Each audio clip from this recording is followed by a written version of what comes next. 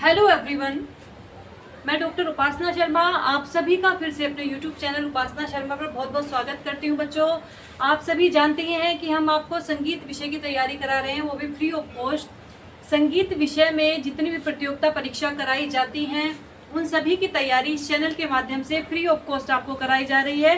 तो आज हम कर रहे हैं क्लास 11। कौन सी क्लास कर रहे हैं ये आप ध्यान रखिएगा। क्लास 11 कर रहे हैं। कल हमने क्लास 10 की थी। इस चैनल पर आपको रिकॉर्डेड वीडियो ही उपलब्ध कराई जा रही है, उसके साथ साथ आपको लाइव क्लास भी प्रोवाइड की जा रही है। लाइव क्लास आपकी एवरी इवनिंग होती है, उसका समय 7 या 8 के बीच में होता है, तो आप हमारी लाइव क्लासेस भी ज्वाइन कर सकते हैं। इसके साथ साथ हम आपको टेलीग्राम ग्रुप पर भी हमने आपको जोड़ रखा है। जो भी स्टूडेंट हमारे फ्री टेस्ट सीरीज को अटेम्प्ट करना चाहता है वो हमारे टेलीग्राम ग्रुप से ज्वाइन हो जाइए। टेलीग्राम ग्रुप को ज्वाइन करने के लिए आप हमारे चैनल पर जाइए। चैनल में जैसे ही आप व्यू चैनल करेंगे तो आप उसके डिस्क्रिप्शन में जाइएगा। डिस्क्रिप्शन में आपको टेलीग्राम लिंक मिल जाएगा।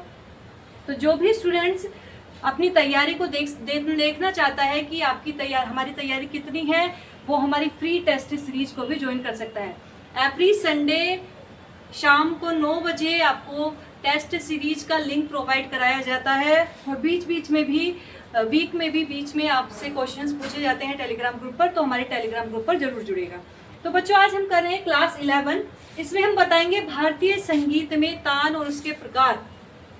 तान बहुत ही बच्चों इंपॉर्टेंट क्वेश्चंस है। इसके प्रकारों के बारे में हर कॉम्पिटिटिव एग्जाम में पूछा जाता रहा है, चाहे वो कॉम्पिटिटिव एग्जाम आपका बिहार का हो, चाहे आपका राजस्थान का हो, चाहे यूपी का हो, चाहे दिल्ली का हो, चाहे उत्तराखंड का हो, कोई भी एग्जाम हो, कोई भी एंट्रेंस हो, सभी में तान से संबंधित क्वेश्चन पूछे जाते हैं। अब तक हमने जितने भी टॉपिक आपको कराए हैं सभी एग्जाम कंपटीशन में लगने वाले टॉपिक हैं। आप उनको देखिएगा और हमारी जो भी चीजें आपको लगे कि आपको अगर वीडियो अच्छी लगे तो आप कमेंट भी करिएगा, ठीक है बच्चों। तो सबसे पहले जान लेते हैं तान की परिभाषा, क्योंकि तान की परिभाषा भी कई बार पूछी जाती है। तो तान की परिभाषा क्या बन जाएगी? स्वरों का वह समूह जिसके द्वारा राग विस्तार किया जाता है। ठीक है, राग विस्तार किया जाता है जिसके द्वारा। राग का विस्तार तो हम आलाप के द्वारा भी करते हैं, लेकिन एक और अगर इसका दूसरी डेफिनेशन हम जान लें कि राग के स्वरों को द्रुत गति में, मेन चीज ये है, द्रुत गति में बोलने या गाने बजाने को भी तान कहते हैं। ठीक है, आलाप और तान में क्या फर्क है? आलाप से भी स्वर विस्तार किया जाता है, तान से भी, लेकिन दोनों में फर्क क्या है कि आलाप को हम द्रुत गति में नहीं गाते हैं। तान की यही विशेषता है कि तान को हम द्रुत गति में गाते हैं। स्वरों के समूह को द्रुत गति में बोलने या गाने बजाने को, राग के स्वरों को, उसको हम तान कहते हैं। तो कई बार पूछा गया है कि स्वरों का वह समूह जो राग के स्वरों को जो द्रुत गति में बजाया जाता है वो क्या कहलाता है? तो वो कहलाता है तान। ठीक है, तो तान शब्द की जो उत्पत्ति हुई बच्चों, वो स्वरों को तानने या फैलाने से हुई। जब स्वरों को हम फैलाते हैं, उसका विस्तार करते हैं, उसको तानते हैं, तो उससे ही तान शब्द बना, है ना। तान शब्द कई बार पूछा जाता है कि तान शब्द किससे, मतलब क्या उसका मोटिव रहा जिससे तान उसको बताया गया। तो इस वजह से स्वरों को तानने या उसको फैलाने से तान शब्द बना। तो तान का परिचय आप समझ गए होंगे, तान की परिभाषा क्या है। इसके बाद हम बात करते हैं बच्चों तान के प्रकार। जो अधिकतर क्वेश्चन बनते हैं वो तान के प्रकारों में से ही बनते हैं। तान की परिभाषा में अधिकतर यही बनता है कि राग के स्वरों को द्रुत गति में गाने को क्या कहते हैं। तो आप उसमें ऑप्शन होगा, आलाप भी होगा, तान भी होगा, गमक भी होगा, तो आपको सही आंसर लगाना है। द्रुत गति में जब राग के स्वरों को हम विस्तार करते हैं, गाना या बजाते हैं, तो उसको क्या कहते हैं? तान कहते हैं। ठीक है, अब तान के अनेक प्रकार हैं। तान के कोई पर्टिकुलर ये नहीं है कि 15 प्रकार हैं या 20 प्रकार हैं। जिस प्रकार के हमारे गमक के बिल्कुल निश्चित है कि गमक के 15 प्रकार हैं, उस विद्वान ने उतने माने हैं। तान के कोई प्रकार निश्चित नहीं है। तो सबसे पहले हम करते हैं तान के प्रकारों में शुद्ध तान। तान के प्रकारों में नंबर 1 कौन सी तान करेंगे? शुद्ध तान। बच्चों सभी आप ये नोट डाउन करते रहिए। ये नोट्स आपके इस तरह के बन रहे हैं कि हर कॉम्पिटिटिव एग्जाम में आप इनको पढ़ के एग्जाम दे सकते हैं। ठीक है, इसके साथ साथ हम रोज आपकी लाइव क्लासेस भी ले रहे हैं। लाइव क्लासेस में हम इम्पोर्टेंट क्वेश्चन सीरीज आपको करा रहे हैं। जो बार बार पूछे जाते रहे हैं क्वेश्चन वो तो करा ही रहे हैं, उसके साथ साथ जो लग रहा है कि अब आगे आने की उनकी संभावना है वो भी करा रहे हैं। तो हम शुद्ध तान के बारे में आज जानेंगे। शुद्ध तान क्या है? शुद्ध तान को बच्चों सरल तान भी कहा जाता है। क्या कहा जाता है? कई बार पूछा गया है। इसको सरल तान भी कहा गया है और इसको सपाट तान भी कहा गया है। ठीक है, तो दोनों चीज याद रखनी है, चाहे सपाट तान पूछा जाए, शुद्ध तान पूछा जाए या सरल तान, तीनों का डेफिनेशन एक ही बनेगी। तो इस क्या है? ऐसी तान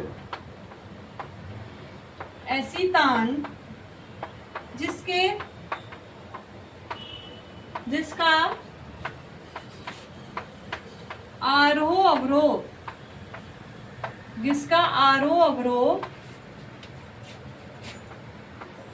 सीधा हो तथा सीधा हो या कह सकते हैं या स्वरों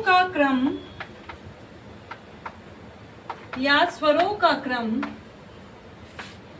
एक सा रहता है, या स्वरों का क्रम एक सा रहता है, उसको सपाट तान, सरल तान या शुद्ध तान कहते हैं। सबसे इजी तान, जैसे कि हम सीधा सीधा गा रहे हैं, सारे गामा पाधा नी सा, सा नी धा पा मा गा रे सा, यानी कि सीधा सीधा बिल्कुल गा रहे हैं, कोई वृक ना हो, कुछ ना हो, उसे हम सपाट तान कहते हैं। कई बार कहते भी है ना, इस राग की सपाट तान गा लेंगे, तो हम क्या करते हैं, उसके आरोह अवरोह को सीधा साधा गा देते हैं, तो वो हमारी सपाट तान बन जाती है। तो ये क्वेश्चन भी आया था, टीजीटी में क्वेश्चन आया था कि ये बताइए कौन सी तान है? माँ, मंद्र सप्तक का माँ, पा, धा, नी, ये सब मंद्र सप्तक के हैं, मा पा धा नी। सा, रे, गा, मा, पा, धा, नी, सा, रे, गा, मा, पा। इस तरह से स्वर समूह दिया गया था, मा पा धा नी, सा रे गा मा, पा धा नी सा रे गा मा पा। तो बिल्कुल क्या जा रहा है? बिल्कुल नीचे से ऊपर तक बिल्कुल सीधा सीधा जा रहा है, सपाट जा रहा है, क्योंकि मंद्र सप्तक से शुरू है। और ये बच्चों ने बहुत बच्चों ने गलत अटेम्प्ट किया था इसका आंसर, क्योंकि वो समझ ही नहीं पाए थे अभी मंद्र सप्तक से जा रहा है तार सप्तक तक, लेकिन जा तो बिल्कुल सीधा रहा है ना। तो ये हमारा क्या आएगा? शुद्ध तान, सरल तान या सपाट तान के अंतर्गत आएगा। सपाट तान इस तरह से एक और हम ले लेते हैं। अगर सीधा जा रहे हैं हम, सारे गा मा पा धा नी सा, सा नी धा पा मा गा रे सा, ये भी हमारी सपाट तान बन जाएगी। ठीक है, या किसी भी राग में हम अगर मान लीजिए किसी भी राग में जो भी स्वर वर्जित है, उस स्वर को वर्जित करते हुए हम सीधा उसका आरोह सीधा अवरोह ले रहे हैं, तो वो भी हमारी सपाट तान कहलाएगी। ठीक है बच्चों, तो आपको बिल्कुल सपाट तान समझ में आ गई। आप सभी जिसको ये टॉपिक समझ में आ रहा हो वो कमेंट जरूर करिएगा हमारी वीडियो को देख करके। हमारा बस यही आपसे पेमेंट है कि आप हमारी वीडियो को लाइक करिए और कमेंट करिए, और कोई भी कॉस्ट आपसे नहीं ली जाएगी, यही हमारी सबसे बड़ी कॉस्ट है। नंबर 2 है कूट या फिर वृक्तान। कूट या फिर वृक्तान, ठीक है। वृक का जैसे पता ही है, वृक मीन्स क्या होता है? वृक यानी कि टेढ़ा मेढ़ा, जो सीधा ना चल करके टेढ़ा चले, ठीक है। जिसका जो क्रम हो सीधा ना चल करके, वृक मीन्स होता है टेढ़ा। तो कई बार पूछा भी जाता है वृक से क्या तात्पर्य है, तो आप बताएंगे टेढ़ा, ठीक है। जिसका क्रम सीधा ना चल करके टेढ़ा मेढ़ा चले। इसकी एक डेफिनेशन लिख लेते हैं। इस तान में स्वरों का क्रम एक सा प्रतीत नहीं होता, यह हमेशा टेढ़ा मेढ़ा चलता है, या कह सकते हैं, या इसकी जो चाल होती है, इस तान की जो चाल होती है, इसकी चाल सीधी नहीं होती। आप सभी स्टूडेंट्स ये एक नया रजिस्टर बना लीजिए, और क्लास हम 10 करा रहे हैं, इससे पहले की क्लास भी आपको हमारे चैनल पर मिल जाएगी। उसमें सभी ये टॉपिक नोट डाउन करिए। कभी भी आप एग्जाम दें, आप इसी कॉपी को उठाइए, रिवीजन करिए और एग्जाम दे आइए, आपका 100% एग्जाम निकलेगा, ठीक है बच्चों। और इसके साथ साथ अब LT ग्रेड में हमारा क्या कर दिया है, प्री भी कर दिया है, मेंस भी कर दिया है। तो मेंस में हमको लघु उत्तरीय क्वेश्चन लिखने हैं तो उसमें भी इस तरह के क्वेश्चन पूछे जा सकते हैं। तान क्या है, तान के प्रकारों का विवरण बताइए, सारना चतुष्टय क्या है, ठीक है, जो भी डेफिनेशन हमने कराई, प्रबंध क्या है, उसके अंक बताइए, तो वो सभी आप नोट डाउन करते जाइए। अभी आपने एल गेट नहीं भर पाए हैं लेकिन भविष्य में आप भर सकते हैं, तो उसके लिए भी आप तैयार रहिए बच्चों, ठीक है। तो सभी नोट डाउन करते रहिए।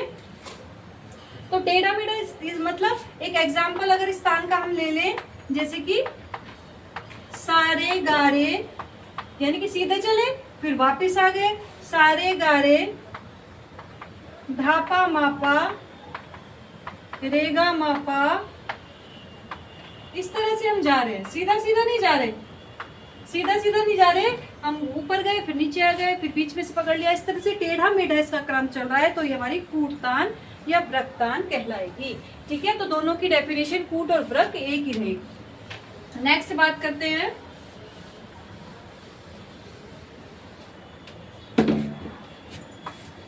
नेक्स्ट तान की बात कर रहे हैं हम, मिश्र तान। कौन सी? मिश्र तान। अब मिश्र तान को डेफिनेशन हम लिख लेंगे, शुद्ध तान और कूट तान, इन दोनों का जिसमें मिश्रण हो उसे मिश्र तान कहते हैं। शुद्ध तान भी आ रही है, कूट तान भी आ रही है, दोनों का जब मिश्रण हो जाएगा तो उसको हम मिश्र तान कहलाएंगे। अभी हमने इससे पहले दो तानें की थी, शुद्ध और कूट, तो दोनों का मिश्रण मिश्र तान में आएगा। इसके एक उदाहरण दे देंगे, जैसे पहले हम सीधे गए, सीधे जा रहे हैं पाधा नीसा, लेकिन फिर क्या करा हमने, वापस नीचे आ रहे हैं, सानी धापा, हम वापस नीचे आ गए धापा, लेकिन फिर हमने क्या किया, हम वापस ऊपर गए फिर नीचे आ गए, सभी मिक्स कर दी हैं हमने, वो हमारी शुद्ध और कूटतान दोनों हमारी मिक्स हो गई है, तो वो हमारी मिश्रतान बन जाएगी। नोट डाउन कर लीजिए बच्चों।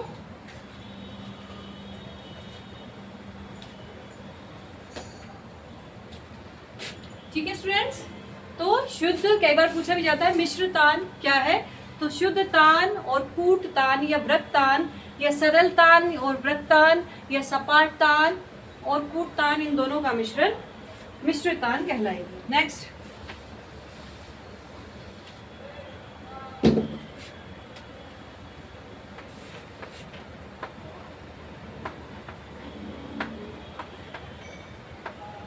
खटके की तान। खटके की तान स्वरों पर, इसकी परिभाषा लिख लीजिए, स्वरों पर धक्का लगाते हुए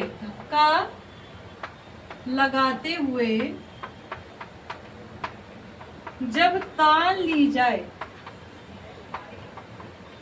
स्वरों पर धक्का लगाते हुए जब तान ली जाए तो वो हमारी खटके की तान कहलाती है। अब खटका आपको पता ही है, खटके की डेफिनेशंस भी, ये चीजें भी छोटी छोटी डेफिनेशन हमने कराएंगे आपको, और कुछ डेफिनेशन हम करा भी चुके हैं जो इम्पोर्टेंट है। खटके का मतलब होता है जब चार स्वरों को एक साथ गाते हैं, यानी कि खटके को लिखा कैसे जाता है, जैसे पा स्वर में अगर खटका देना है तो उसको इस तरह से कोष्टक में हम बंद कर देंगे तो खटका माना जाता है। अब इसको इसके आसपास के स्वरों को लेते हुए जब हम गाते हैं, जैसे कि पा है, पा के साथ साथ हम इससे पहला वाला स्वर भी लेंगे और उससे बाद वाला स्वर भी लेंगे, पाधा मापा, ठीक है। तो इस तरह से इसको गाते हैं कि पा के साथ साथ उसके आगे वाले स्वर को और उसके पहले वाले स्वर को भी टच करते हुए अगर हम गाते हैं तो वो हमारा खटका का स्वर कहलाता है। तो इसी तरह तान इसमें जब खटके के साथ ली जाए, यानी कि अवग्रह इस तरह से कोष्टक में बंद किसी तान को पूछा जाए तो वो हमारी खटके की तान कहलाएगी। ठीक है बच्चों, याद रखेंगे खटके की तान, खटके की तान हमेशा आपकी कोष्टक में बंद होगी, ठीक है, या फिर इस तरह से दी होगी कि कोई भी स्वर दिया है अगर, तो पा अगर दिया है तो पा से आगे वाला स्वर धा, या उससे पहले वाला स्वर माँ, और लास्ट में फिर वही स्वर।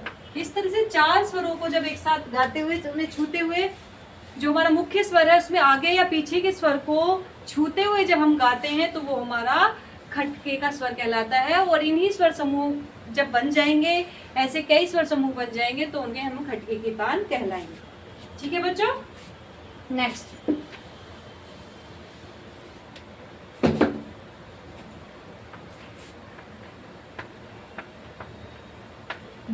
की तान, झटके की तान भी पूछा गया है कई बार एग्जाम में।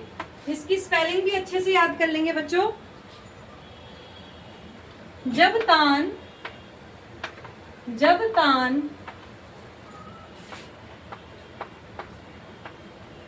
दुगनी चाल में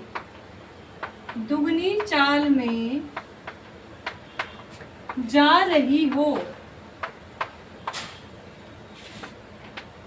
और अचानक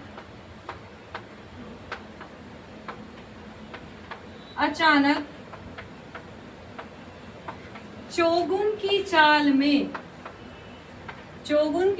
में चलने लगे, उसको हम झटके की तान कहते हैं। क्योंकि पहले हम उसे कैसे गा रहे हैं, दुगुन लय में गा रहे हैं, और एकदम उसको चौगुन कर देंगे तो एकदम झटका लगेगा, तो इसलिए इसका नाम झटके की तान पड़ा है। एक उदाहरण ले लेते हैं। जैसे कि हम अगर गा रहे हैं, इस तरह से जा रहे हैं, सारे गामा पाधा निसा, और एकदम फिर क्या हो जाए, चौगुन की लय इसमें आ जाए, तो वो हमारी झटके की तान कहलाएगी। ठीक है बच्चों, दुगुन से एकदम हम चौगुन में पहुंच जाएं तो हमारी झटके की तान कहलाएगी। नेक्स्ट बच्चों, वेरी इंपॉर्टेंट क्वेश्चन है। TGT, UP TGT, LT grade में इससे क्वेश्चन बनते ही हैं। नेक्स्ट है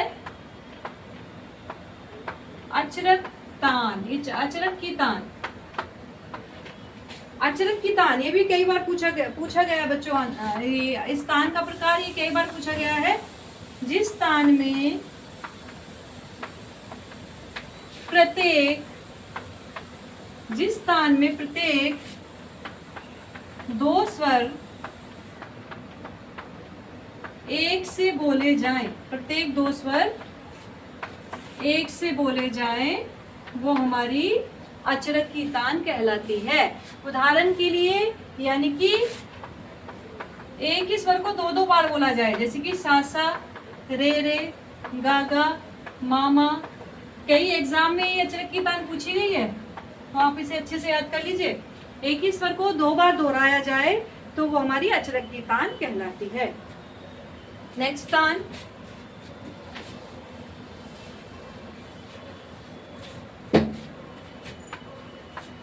सरोप तान। जो भी स्टूडेंट्स हमारी वीडियो को पहली बार देख रहा है बच्चों, हमारे चैनल को सब्सक्राइब जरूर करिएगा और टेलीग्राम ग्रुप पर जुड़ जाइएगा, जिससे कि आपको फ्री टेस्ट सीरीज मिल सके। टेलीग्राम ग्रुप पे जुड़ने के लिए हमारे चैनल के डिस्क्रिप्शन में टेलीग्राम लिंक डला हुआ है, आप वहां से हमारे टेलीग्राम ग्रुप में ऐड हो सकते हैं। ठीक है बच्चों, सरोप तान ये भी अचरक तान की तरह ही है, लेकिन इसमें थोड़ा सा डिफरेंस क्या हो गया। जिस तान में चार स्वर एक साथ गाए या बजाए जाए। अचरक और सरोप तान में क्या डिफरेंस है। अचरक तान में दो स्वरों को एक साथ गाया बजाया जाता है, लेकिन सरोप तान में चार स्वरों को एक साथ गाया बजाया जाता है। यानी कि सारे गामा, रेगा मापा, इस तरह से चार स्वर अगर चल रहे हैं और उनको हम तान में गा रहे हैं, तो वो हमारी क्या कहलाएगी, सरोप तान कहलाएगी। ठीक है बच्चों, इसके बाद नेक्स्ट तान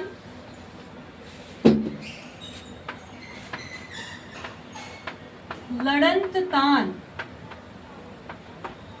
लड़ंत तान की डेफिनेशन याद कर लीजिए। जिस तान में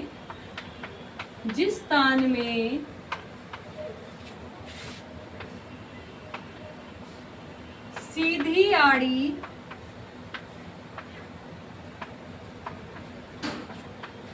कई प्रकार की लय मिली हुई होती हैं। जिस तान में सीधी आड़ी कई प्रकार की लय मिली हुई होती हैं, तो उसे लड़ंत तान कहते हैं। जैसे कि मान लीजिए, पहले हम एक दो स्वरों को एक साथ गा रहे हैं, नीसा नीसा, दो स्वर को दोहरा रहे हैं, फिर अलग अलग बोल रहे हैं, नीसा नीसा, रे रे रे। इस तरह से हम जा रहे हैं, फिर हम वापस वही आ गए, नीधा नीधा, सा सा सा, सारे गामा पा इत्यादि। ठीक है, इस तरह कई कई तानों को, कई लयों को जब हम एक साथ कंबाइन कर देंगे तो हमारी वो लड़ंत तान कहलाएगी। नेक्स्ट,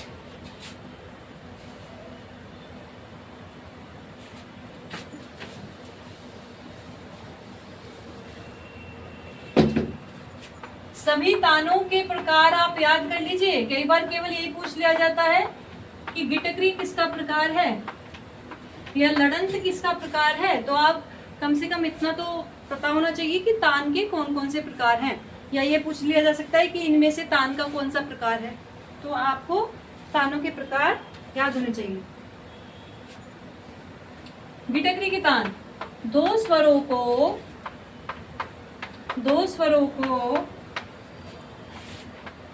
एक साथ शीघ्रता से, दो स्वरों को एक साथ शीघ्रता से एक के पीछे दूसरा लगाते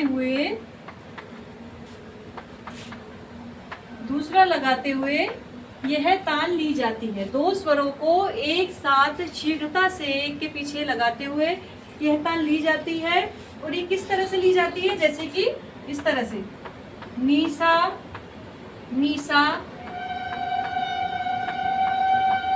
सारे सारे, रेगा रेगा, यानी कि दो स्वर हम एक साथ ले रहे हैं। दो स्वर को ले लिया, पहले दो स्वर ले लिए कोई भी, फिर उन दो स्वरों को वापस ही रिपीट करेंगे, यानी कि एक के पीछे दूसरा लगाते हुए उसी को हम रिपीट करेंगे। फिर दो स्वर हमने ले लिए कोई भी, फिर उसको रिपीट करेंगे, फिर दो स्वर ले लिए, फिर उनको रिपीट करेंगे। इस तरह से जो हमारी तान बनती है वो हमारी गिटकरी की तान कहलाती है। गिटकरी की तान भी कई बार पूछी गई है। गिटकरी की तान, अचरक की तान और हमारी सपाट तान, सरोप तान, ये वेरी इंपॉर्टेंट है बच्चों, इनको अच्छे से आप क्लियर कर लीजिएगा। ठीक है, नेक्स्ट,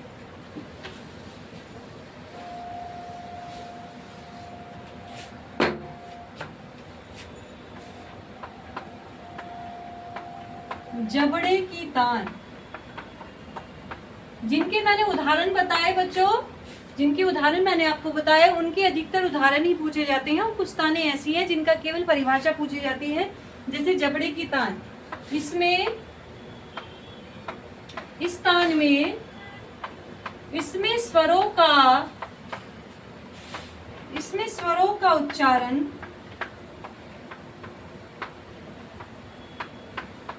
जबड़ा हिलाकर,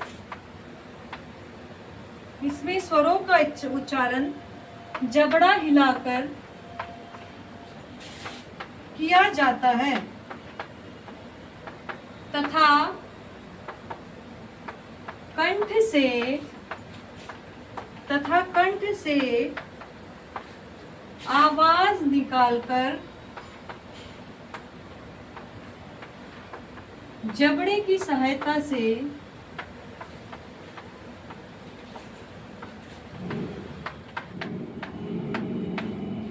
जब तान ली जाए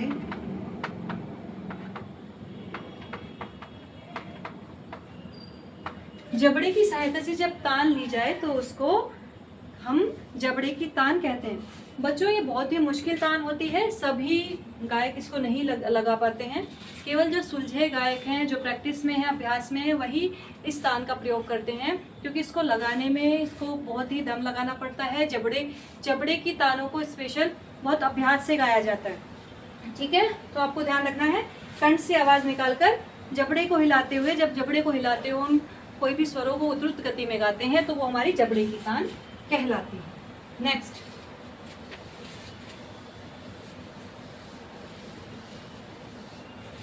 तान है बच्चों हलक की तान। ये सब आप नाम तो याद ही कर लीजिए कि हलक की तान क्या है, परिभाषा, जबड़े की तान क्या है। जीभ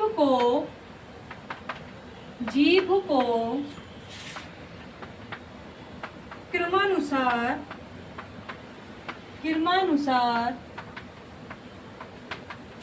भीतर बाहर ले जाते हुए हलक की तान ली जाती है। भीतर बाहर ले जाते हुए हलक की तान ले जाती है। ठीक है, हलक की तान ली जाती है। अब ये भी डेफिनेशन आ सकती है कि जीभ को क्रमानुसार भीतर बाहर करते हुए कौन सी तान ली जाती है, तो आपको इसकी डेफिनेशन भी याद रखनी है। इसमें स्वरों के उच्चारण में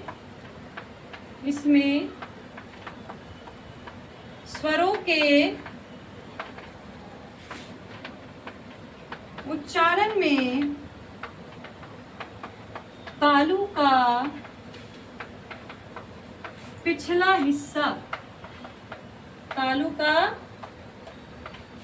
हिस्सा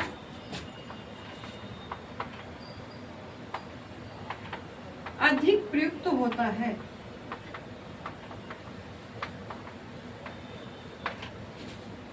ठीक है, तो ये आप डेफिनेशन हलक की तान का याद कर लीजिएगा। इसके बाद बात करते हैं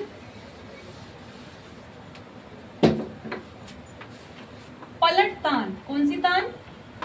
पलट तान। किसी तान को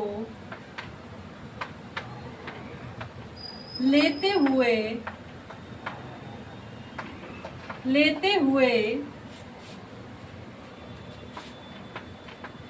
अवरोह करके लौट आने को